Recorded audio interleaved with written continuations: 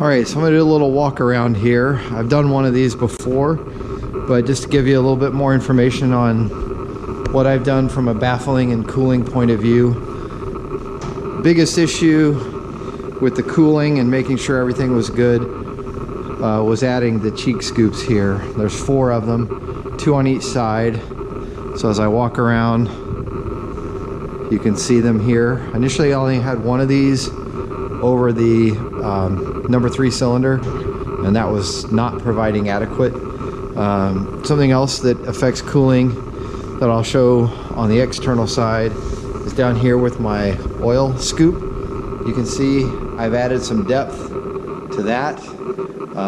There's an actual extension that I've had to do there, and then I've added this plate underneath the motor here, and this helps keeping air damming up underneath, and it also drives air down into here for cooling. I've also wrapped the pipes. That keeps heat from driving up into the engine compartment as well, and that made a big difference. So it's all cumulative, but the biggest differences I think that are important to show are the internal scoops. A lot of guys have done variations of the theme.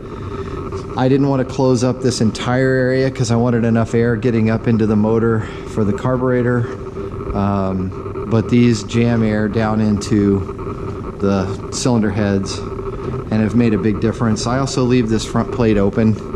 It's just a little bit more air into the motor. I've flown it with it on, flown it with it off. Don't really notice much of a difference, but it helps. And then inside, around where there's baffling, there's some flexible rubber that goes all the way around, except up on the front, right up in this area.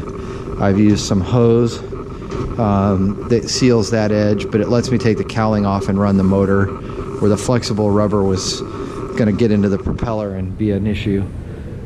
So that's really the main things. The baffling plate, I've got a false firewall. So the main firewall is back here right in front of the screws for the cowling.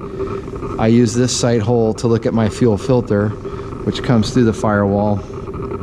But there's a secondary firewall right at this line. The baffling plates run right along the cylinder heads, and I would recommend buying a set of these already cut. It took me a while to get those cut out of cardboard templates. They do have patterns for these that you can get, Great Plains. Volkswagen company had them, which is the ones I use. I think Sonex does them as well.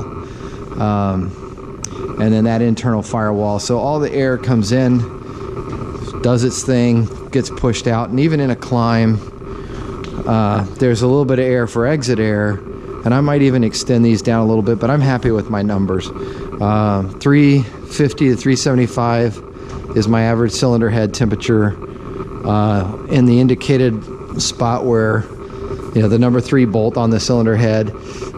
The one I have up next to the exhaust pipe bracket reads about 400 to 425. There's a million different discussion points on what the right numbers are there and those locations for picking it up, but it seems to run fine. I've run a bore scope into all of my cylinders, including number 3, and it looks beautiful, and no scorching, nothing that makes me think it's running too hot. And my oil temperatures on a 50-degree day run about 180. On a 95-degree day run about 180 to 190, sometimes up as much as 200 on climb, but I've gotten those well under control. And I use a mobile oil. Actually, I'll walk over here. I have some. It's the Mobile Delvac 1 5W40, fully synthetic. I didn't break it in with this, but that knocked about 10 to 15 degrees off my oil temperatures by running that full synthetic blend oil. So when you get to that point, I recommend it. I'm very happy with my numbers, like I said. I'd pull my cowling off, but that means I gotta take my guns off, and I want to fly it. It's a little too cold and windy today. It's about 40 degrees. And the winds are direct crosswind at about 20, 15 to 20. So not flying today, but wanted to give you a shot of the engine and what I have done. Very happy with everything. The plane's flying great, no complaints. Ready to get flight number 18 on the books. So that's it. If you have any questions, let me know.